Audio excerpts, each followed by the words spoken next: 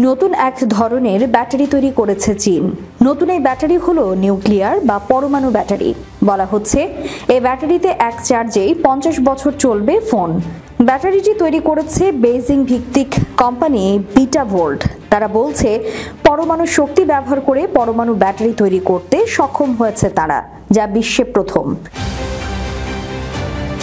প্রতিবেদন মতে ধাতব মুদ্রার আকৃতির চেয়ে ছোট মডিউলের মধ্যে 63টি পরমাণু আইসোটপ বসিয়ে এই ব্যাটারি তৈরি করা হয়েছে। ব্যাটারি কিভাবে কাজ করে সে ব্যাপারে প্রতিবেদনে বলা হয়েছে, সহিংসু আইসোটপ যে শক্তি নির্গত হয় এটি প্রক্রিয়ার মাধ্যমে সেই শক্তিকে বিদ্যুতে রূপান্তরিত করার মাধ্যমে এটি কাজ করে থাকে। এই প্রক্রিয়া গত শতকে প্রথম পরীক্ষা নিরীক্ষা করা হয়েছিল।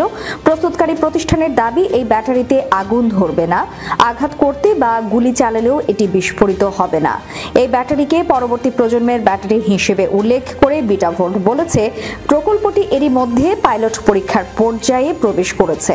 পরীক্ষা শেষে ফোন ও ড্রোনের মধ্যে যন্ত্রের জন্য ব্যাপকভাবে উৎপাদন করা হবে। ফোন ও ড্রোন ছাড়াও অন্যান্য যন্ত্র এই ব্যাটারি ব্যবহার করা যাবে বলে দাবি বিটাভোল্টের। কোম্পানির এক প্রেস বিজ্ঞপ্তিতে বলা হয়েছে, বিটাভোল্ট পারমাণবিক শক্তির ব্যাটারিগুলো মহাকাশ, এআই সরঞ্জাম, চিকিৎসা সরঞ্জাম, মাইক্রোপ্রসেসর, উন্নত সেন্সর, ছোট ড্রোন ও মাইক্রো রোবটের মতো যন্ত্রে বিদ্যুতের চাহিদা মেটাতে পারবে। পরমাণু ব্যাটারি নিশ্চিতভাবেই নতুন প্রযুক্তি, তবে চীনের আগেই এই পরমাণু ব্যাটারি তৈরির দাবি করেছে যুক্তরাষ্ট্র, রাশিয়া, ফ্রান্স, যুক্তরাজ্য ও ইরান। তবে এই দেশগুলো ভিন্ন ভিন্নভাবে এই ব্যাটারির ব্যবহার করে থাকে।